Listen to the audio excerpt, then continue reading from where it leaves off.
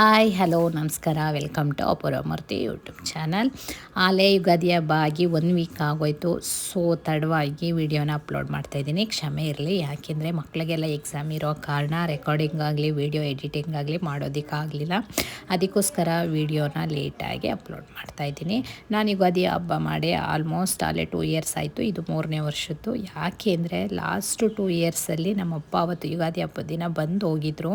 ಅವ್ರು ಬಂದು ಹೋದ್ಮೇಲೆ ಅವ್ರಿಗೆ ಆಕ್ಸಿಡೆಂಟ್ ಆಗಿದ್ದು 1 ವೀಕ್ ಆದಮೇಲೆ. ಸೊ ಆ ಯುಗಾದಿ ಹಬ್ಬ ನಮ್ಮ ಮನೇಲಿ ಲಾಸ್ಟ್ ಆಗಿತ್ತು ಅವ್ರು ಬಂದು ಹೋಗಿರೋದು. ಸೊ ಅದಕ್ಕೆ ನಾನು 2 ಇಯರ್ಸಿಂದ ಯುಗಾದಿ ಹಬ್ಬ ಮಾಡೇ ಇರಲಿಲ್ಲ. ಈ ವರ್ಷನೇ ಯುಗಾದಿ ಹಬ್ಬ ಮಾಡಿದ್ದು.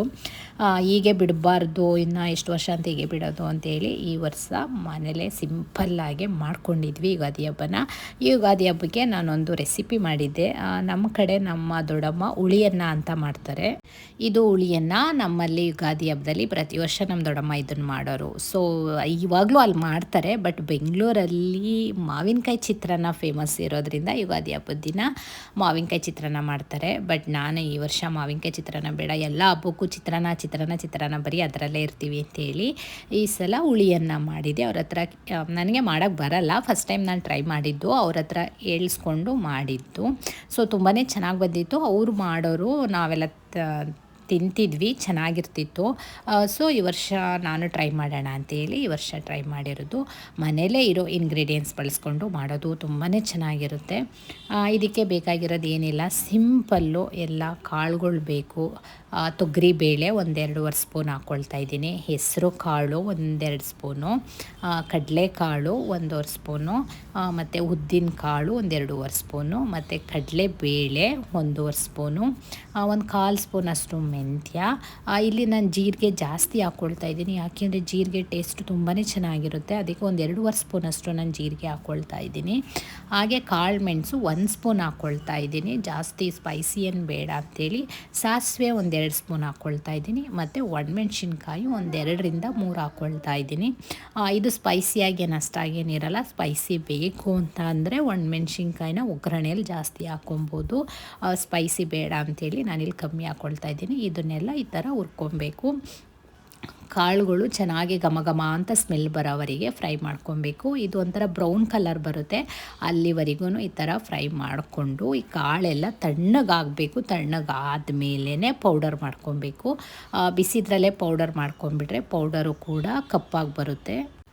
ಪೌಡರು ಕಪ್ಪಾಗಿ ಬರೋ ಕಾರಣ ಇದು ಫುಲ್ ತಣ್ಣಗಾಗಬೇಕು. ತಣ್ಣಗಾದಮೇಲೆ ಪೌಡರು ಹುಡಿಯಾಗಿ ಚೆನ್ನಾಗಿ ಬರುತ್ತೆ ಪೌಡರು.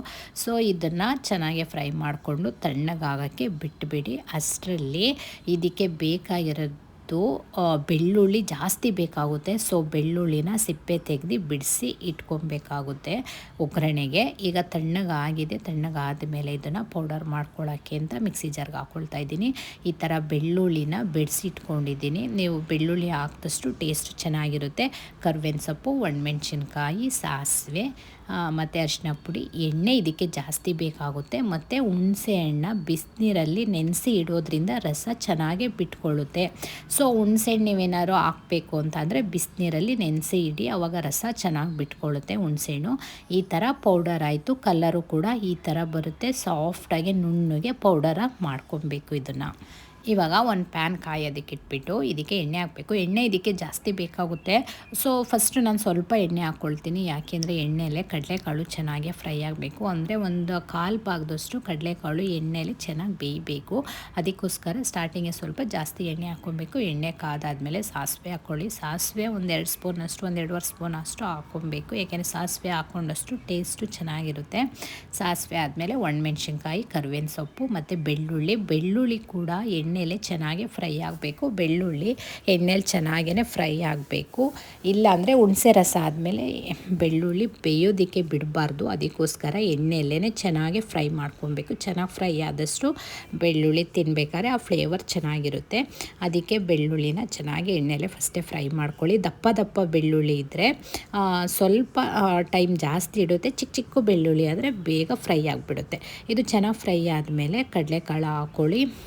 ಕಡಲೆಕಾಳು ನೈಟೇ 1 ಟೀ ಗ್ಲಾಸಷ್ಟು ನೆನೆಸಿಡಿ. ನಾನೊಂದು ಟೀ ಗ್ಲಾಸಲ್ಲಿ ನೆನೆಸಿ ಇಟ್ಟಿದ್ದು. ಯಾಕೆ ಅಂದರೆ ಜಾಸ್ತಿ ಹಾಕ್ಬಿಟ್ರೆ ಕಡಲೆಕಾಳು ಜಾಸ್ತಿ ಆಗಿಬಿಡುತ್ತೆ. ಸ್ವಲ್ಪ ಕಡಲೆಕಾಳಾದರೆ ಸಾಕು, ಒಂದು ಟೀ ಗ್ಲಾಸ್ ಅಷ್ಟಾದರೆ ಇಷ್ಟು ಕಡಲೆಕಾಳು ಆಗುತ್ತೆ. ಅದಕ್ಕೋಸ್ಕರ ಕಡಲೆಕಾಳನ್ನು ನೋಡಿ ನೆನೆಸಿ ಇಟ್ಕೊಳ್ಳಿ. ನೀವು ಎಷ್ಟು ಜನ ಇದ್ದೀರಾ, ಗೊಜ್ಜು ಎಷ್ಟು ಬೇಕಾಗುತ್ತೆ ಅದ್ರ ಮೇಲೆ ಕಡಲೆಕಾಳು ನೆನೆಸಿ ಇಟ್ಕೊಳ್ಳಿ. ಇವಾಗ ಸ್ವಲ್ಪ ಉಪ್ಪು ಮತ್ತು ಅರಿಶಿನ ಪುಡಿ ಹಾಕಿ ಚೆನ್ನಾಗಿ ಫ್ರೈ ಮಾಡಿಕೊಂಡು ಇದನ್ನು ಕ್ಲೋಸ್ ಮಾಡಿ ಇಲ್ಲಾದರೂ ಒಂದು 5 ಮಿನಿಟ್ಸು ಬೇಯೋಕ್ಕೆ ಬಿಟ್ಬಿಡಬೇಕು. ಕಡಲೆಕಾಳು ಇದರಲ್ಲಿ ಎಣ್ಣೆಲೆ ಚೆನ್ನಾಗಿ ಒಂದು 1/4 ಭಾಗದಷ್ಟು ಇಲ್ಲಾಂದ್ರೆ ಒಂದು ಅರ್ಧ ಭಾಗದಷ್ಟೇ ಚೆನ್ನಾಗಿ ಬೇಯಬೇಕು. ಚೆನ್ನಾಗಿ ಬೆಂದ್ರೇ ಕಡಲೆಕಾಳು ಬೇಗ ಬೇಯುತ್ತೆ. ಮತ್ತು ಕಡಲೆಕಾಳನ್ನ ಕುಕ್ಕರಾಗಲಿ ಕೂಗಿಸ್ಕೊಳ್ಳೋಂಗಿಲ್ಲ, ಬೇಯಿಸ್ಕೊಳ್ಳೋಂಗಿಲ್ಲ. ಸೊ ಚೆನ್ನಾಗಿ ಇದರಲ್ಲೇ ಫ್ರೈ ಆಗಿ ಚೆನ್ನಾಗಿ ಬೇಯ್ಕೊಬೇಕು. ಈ ಥರ ಚೆನ್ನಾಗಿ ಬೆಂದು ಸ್ವಲ್ಪ ಎಣ್ಣೆ ಬಿಟ್ಕೊಂಡಂಗೆ ಆದಮೇಲೆ ಇದಕ್ಕೆ ಹುಣಸೆ ರಸ ಹಾಕಬೇಕು. ಹುಣಸೆ ರಸನೂ ಅಷ್ಟೇ, ಹುಣಸೆ ರಸ ಜಾಸ್ತಿ ಇದ್ದಷ್ಟು ಗೊಜ್ಜು ಚೆನ್ನಾಗಿರುತ್ತೆ. ಹುಳಿ ಖಾರ ಥರ ಇರುತ್ತೆ ಅದ್ರ ಗೊಜ್ಜು. ಅದಕ್ಕೋಸ್ಕರ ಹುಣಸೆ ರಸ ಸ್ವಲ್ಪ ಜಾಸ್ತಿನೇ ಹಾಕ್ಕೊಳ್ಳಿ. ಅದನ್ನು ನೆನೆಸಿ ಚೆನ್ನಾಗಿ ಕಿವುಚ್ಕೊಂಡು ಹುಣಸೆ ರಸ ಹಾಕಬೇಕು. ಅದು ಹಾಕಾದ್ಮೇಲೆ ಇದನ್ನು ಒಂದು 5 ಮಿನಿಟ್ಸ್ ಇಲ್ಲಾಂದರೆ ಒಂದು 10 ಮಿನಿಟ್ಸ್ ಚೆನ್ನಾಗಿ ಬೇಯೋದಕ್ಕೆ ಬಿಟ್ಬಿಡಿ. ಚೆನ್ನಾಗಿ ಬೇಯಬೇಕು. ಕಡಲೆಕಾಳು ಚೆನ್ನಾಗಿ ಬೇಯಿದ್ರೆ ಮಾತ್ರ ಗೊಜ್ಜು ಟೇಸ್ಟಿಯಾಗಿ ಚೆನ್ನಾಗಿರುತ್ತೆ. ಅದಕ್ಕಾಗೇ ಕಡಲೆಕಾಳು ಚೆನ್ನಾಗಿ ಬೇಯಿಸ್ಕೊಬೇಕು. ಇದು ಕಡಲೆಕಾಳು ಬೇಯೋ ಸ್ವಲ್ಪ ಟೈಮ್ ಹಿಡಿಯುತ್ತೆ. ಅದಕ್ಕೋಸ್ಕರ ಚೆನ್ನಾಗಿ ಬೇಯಿಸ್ಕೊಳ್ಳಿ. ಮತ್ತು ನಾನಿಲ್ಲಿ ಉಪ್ಪನ್ನ ಹಾಕ್ಕೊಳ್ತಾ ಇದ್ದೀನಿ. ನಾನು ಅಲ್ಲಿ ಸ್ವಲ್ಪ ಉಪ್ಪು ಹಾಕ್ಕೊಂಡಿದ್ದೆ. ಇವಾಗ ಅದನ್ನು ನೋಡಿ ಸ್ವಲ್ಪ ಟೇಸ್ಟ್ ಮಾಡಿ ನೋಡಿಬಿಟ್ಟು ಸಾಲ್ಟ್ ಕಮ್ಮಿ ಇದೆ ಅಂತೇಳಿ ಇಲ್ಲಿ ಸಾಲ್ಟನ್ನ ಹಾಕ್ಕೊಳ್ತಾ ಇದ್ದೀನಿ. ಇದನ್ನು ಹಾಕ್ಕೊಬೇಕಾದ್ರೆ ಪುಡಿ ಉಪ್ಪನ್ನೇ ಹಾಕ್ಕೊಳ್ಳಿ.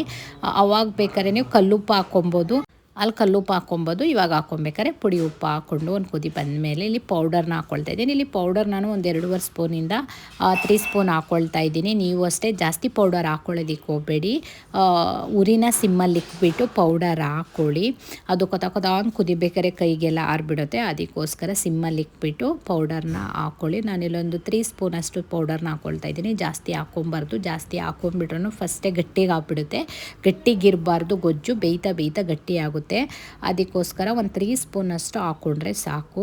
ಹಾಕ್ಕೊಂಡು ಒಂದು ಸಿಮ್ಮಲ್ಲಿ ಇಟ್ಟುಬಿಟ್ಟು ಇವಾಗ ನನಗೆ ಇಲ್ಲಿ ಎಣ್ಣೆ ಕಮ್ಮಿ ಆಯಿತು ಅನಿಸ್ತು. ಅದಕ್ಕೋಸ್ಕರ ಇವಾಗ ನಾನು ಎಣ್ಣೆನ ಹಾಕ್ಕೊಳ್ತಾ ಇದ್ದೀನಿ. ಆಮೇಲೂ ಕೂಡ ನೀವು ಎಣ್ಣೆನ ಹಾಕ್ಕೊಬೋದು. ಸ್ಟಾರ್ಟಿಂಗೆ ಸ್ವಲ್ಪ ಕಮ್ಮಿ ಹಾಕ್ಕೊಂಡಿದ್ರೆ ಆಮೇಲೆ ಗೊಜ್ಜು ಆದಮೇಲೂ ನಾವು ಎಣ್ಣೆನ ನೋಡಿಕೊಂಡು ಎಣ್ಣೆನ ಹಾಕ್ಬೋದು. ಎಣ್ಣೆ ಇದ್ದರೆ ಇದಕ್ಕೆ ಚೆನ್ನಾಗಿರುತ್ತೆ ಅಂತೇಳಿ ನಾನು ಎಣ್ಣೆ ಕಮ್ಮಿ ಆದಂಗೆ ಎಣ್ಣೆ ಹಾಕ್ಕೊಳ್ತಾ ಇದ್ದೀನಿ. ಇಲ್ಲಿ ಪೌಡರ್ ಹಾಕಿದ್ಮೇಲೆ ಒಂದು 2 ನಿಮಿಷ ಕುದಿ ಬಂದರೆ ಸಾಕು. ಏನು ಜಾಸ್ತಿ ಕುದಿಸೋಷ್ಟು ಅವಶ್ಯಕತೆ ಇಲ್ಲ. ಯಾಕೆಂದರೆ ಜಾಸ್ತಿ ಕುದಿಸ್ಬಿಟ್ರೆ ಗೊಜ್ಜು ಗಟ್ಟಿಗೆ ಆಗ್ಬಿಡುತ್ತೆ. ಅದಕ್ಕೋಸ್ಕರ ಜಾಸ್ತಿ ಕುದಿಸ್ಬಾರ್ದು. ಈ ಗೊಜ್ಜು ನೀವು ಎಷ್ಟು ದಿನ ಬೇಕಾದರೂ ಇಟ್ಕೊಬೋದು. ಯಾವುದೇ ರೀತಿ ಸ್ಮೆಲ್ ಬರಲ್ಲ, ಕೆಡಲ್ಲ, ಏನಿಲ್ಲ. ಪುಳಿಯೋಗರೆ ಗೊಜ್ಜು ಥರ ಕಾಣಿಸ್ತಾ ಇರುತ್ತೆ. ಅಷ್ಟು ಟೇಸ್ಟಿಯಾಗಿರುತ್ತೆ, ಹೆಲ್ತಿ ಕೂಡ ಆಗಿರುತ್ತೆ. ಮನೆಯಲ್ಲೇ ಮಾಡ್ಕೊಳ್ಳೋದ್ರಿಂದ ಪೌಡರು ತುಂಬಾ ಚೆನ್ನಾಗಿರುತ್ತೆ. ಇವಾಗ ಗೊಜ್ಜು ರೆಡಿ ಆಯಿತು. ರೆಡಿ ಆದಮೇಲೆ ಇದು ತಣ್ಣಗಾದಮೇಲೆ ಬಿಸಿ ಅನ್ನಕ್ಕೆ ತುಪ್ಪ ಹಾಕ್ಕೊಂಡು ಕಲಿಸ್ಕೊಂಡು ತಿಂದರೆ ಎಷ್ಟು ಚೆನ್ನಾಗಿರುತ್ತೆ ಗೊತ್ತಾ. ನೋಡಿ, ಸೇಮ್ ಪುಳಿಯೋಗರೆ ಗೊಜ್ಜು ಥರ ಕಾಣಿಸ್ತಾ ಇರುತ್ತೆ. ನಂದೊಂದು ಲಾಗಲ್ಲಿ ಊರಿಗೆ ಹೋದಾಗ ನಮ್ಮ ದೊಡ್ಡಮ್ಮ ಮಾಡಿದ್ರು. ಅವಾಗಂತೂ ತುಂಬಾ ಚೆನ್ನಾಗಿತ್ತು. ಅದಾದಮೇಲೆ ಇವಾಗಲೇ ಇಲ್ಲಿ ತಗೋಬ ಅವರ ದಪ್ಪಕ್ಕೆ ಒಡೆ ಹಾಕ್ತಾ ಇದ್ದಾರೆ. ಗೈಸ್ ನೋಡಿ, ಒಡೆ ಹಾಕ್ತಾ ಇದ್ದಾರೆ. ಅವ್ರು ಎಷ್ಟು ತಪ್ಪ ಇದ್ದಾರೆ ಅಷ್ಟು ತಪ್ಪಕ್ಕೆ ಒಡೆ ಹಾಕ್ತಿದ್ದಾರೆ. ನಾವು ಈ ಸೈಡ್ ಒಬ್ಬಟ್ಟು ಮಾಡ್ತಾ ಇದ್ದೀವಿ. ಒಬ್ಬಟ್ಟೆ ಹಿಂದೆ ಒಡೆ ಹತ್ರ ಬಾರೋ. ನನ್ನ ಮಗ ಫೋಟೋಗ್ರಾಫರು ನೀಟಾಗಿ ವಿಡಿಯೋ ಮಾಡಲ್ಲ. ನಾವು ಒಬ್ಬಟ್ಟು ಅವ್ರು ಒಡೆ, ಅಲ್ಲಿ ಒಡೆ ತೋರಿಸೋ ಎಷ್ಟು ತಪ್ಪ ಆಗ್ತಿದ್ದಾರೆ ಅಂತ. ಲೈಟ್ ಹಾಕೋ ಶ್ರಮೆ ನಾವು ಕಾಣಿಸ್ತೇವೆ. ಚೆನ್ನಾಗಿ ಕಾಣಿಸ್ತಾ ಇದ್ದೀರಾ, ಇಂಡಿಯನ್ಸ್ ಆಗಿ ಕಾಣಿಸ್ತಿದೆ. ಅಷ್ಟು ಲೇಜಿ ಅವನು, ಏನೂ ಮಾಡಲ್ಲ. ಫ್ಲಾಶ್ ಲೈಟ್ ಹಾಕೋತಾ ಇದ್ದಾನೆ. ಈ ಲೈಟ್ ಹಾಕೋ, ಅಡುಗೆ ಮನೆ ಲೈಟ್ ಇವಾಗ ಎಷ್ಟು ಚೆನ್ನಾಗಿ ಕಾಣಿಸ್ತೀವಿ ಅಲ್ವಾ. ಅವಾಗಲೂ ಇವಾಗಲೂ ನೋಡು. ಅದಕ್ಕೆ ನಡುವೆ ಅಂತ ಅದಕ್ಕೆ ವಿಡಿಯೋನೇ ಮಾಡ್ತಾ ಇಲ್ಲ. ಯಾರು ವಿಡಿಯೋ ಮಾಡೋಕ್ಕೆ ಯಾರು ಇರಲ್ಲ. ನನಗೆ ಕೆಲಸ ಜಾಸ್ತಿ ಸ್ವಲ್ಪ ಇಲ್ಲ. ವಡೆ ಇವತ್ತು ನರಸಿಂಹಮೂರ್ತಿ ಅವರ ವಡೆ ಎಲ್ಲ ಬರುತ್ತೆ ಗೈಸ್. ಇದು ಬರಲ್ಲ ಅನ್ನಂಗಿಲ್ಲ, ಎಲ್ಲ ಮಾಡ್ತಾರೆ, ಎಲ್ಲ ಕಲ್ತಿದ್ದಾರೆ. ಅದೇ ಖುಷಿ ನನಗೆ. ಎಲ್ಲ ಹೆಲ್ಪ್ ಮಾಡಿಕೊಡ್ತಾರೆ. ನಾನು ಒಬ್ಬಟ್ಟು ಮಾಡ್ತಿದ್ದೀನಿ, ಅವರು ವಡೆ ಮಾಡ್ತಿದ್ದಾರೆ. ಊಟ ಮಾಡೋದೇ, ಊಟ ಮಾಡ್ಬೇಕಾದ್ರೆ ಸಿಗೋಣ. ಎಲ್ಲ ರೆಡಿ. ಒಬ್ಬಟ್ಟು ನೋಡಿ, ಈ ಥರ ಬರುತ್ತೆ ಅನ್ನ. ಈ ಥರ ಹುಳಿ ಅನ್ನ ಅಂತಾರೆ ಇದನ್ನು. ಹಾಂ, ಯಾರು ಬಿಡಿಸಲ್ಲ. ಬಿಡಿಸಲ್ಲ, ಬಡ್ಸದ ಬಿಡಿಸದ. ಇದು ಹುಳಿ ಅನ್ನ. ಈ ಥರ ಹೆಸ್ರು ಬೇಳೆ, ತುಪ್ಪ, ಮಜ್ಜಿಗೆ, ಕಾಳು ಕೂಟು ಅಂತೀವಿ ನಮ್ಮ ಕಡೆ. ಇದು ವಡೆ, ಒಬ್ಬಟ್ಟು ಸಾರು, ಅನ್ನ, ಇಷ್ಟು ಬಾಳೆ ಎಲೆಯಲ್ಲಿ ರೆಡಿ ಇದ್ದಾರೆ. ಏನು ಸರ್, ಏನಾಯಿತು ನುಂಗಕ್ಕೆ? ಹಾಂ, ನೋಯ್ತಾ ಇದೆಯಾ? ಇವಾಗ ಊಟ ಮಾಡಿಬಿಡೋಣ, ಆಯ್ತು, ಆಮೇಲೆ ನೋವು ಎಲ್ಲ. ಸೊ ಬೆಳಿಗ್ಗೆಯಿಂದ ಟೆಂಪಲ್ಗೆ ಹೋಗೋದಕ್ಕೆ ಆಗಲಿಲ್ಲ. ಬರೀ ಪೂಜೆ, ಅಡುಗೆ ಮನೆ ಇದೇ ಆಗೋಯ್ತು. ಸಂಜೆ ಹೋದ್ವಿ ಟೆಂಪಲ್ಗೆ. ಇದು ಕಂಬದ ನರಸಿಂಹಸ್ವಾಮಿ ನಮ್ಮ ಮನೆ ದೇವರಾಗಿರೋದ್ರಿಂದ ಸೊ ನಮ್ಮ ಮನೆ ದೇವ್ರಿಗೆ ಹೋಗ್ಬಿಟ್ಟು ಬರೋಣ ಅಂತೇಳಿ ಕಂಬದ ನರಸಿಂಹಸ್ವಾಮಿ ಬೆಂಗಳೂರಲ್ಲೇ ಇರೋದು. ಹಾಗೆ ಸಂಜೆ ಹೋಗಿ ನರಸಿಂಹಸ್ವಾಮಿಗೆ ಹೋಗಿ ಬಂದ್ವಿ. ತುಂಬಾ ಚೆನ್ನಾಗಿತ್ತು. ಯುಗಾದಿ ಹೊಸ ವರ್ಷ ಚೆನ್ನಾಗೆ ಸ್ಟಾರ್ಟ್ ಆಗಿದೆ. ಹೀಗೆ ಚೆನ್ನಾಗಿರಲಿ ಅಂತ ಅಂದ್ಕೊಳ್ತೀನಿ. ಸೊ ಲೇಟಾಗಿ ವಿಡಿಯೋ ಅಪ್ಲೋಡ್ ಮಾಡ್ತಾಯಿದ್ದೀನಿ. ಯಾರ್ಯಾರು ನೋಡ್ತಾ ಇದ್ದೀರಾ ಎಲ್ಲರಿಗೂ ಈ ವರ್ಷ ತುಂಬಾ ಚೆನ್ನಾಗಿರಲಿ ಅಂತ ಕೇಳ್ಕೊಳ್ತೀನಿ.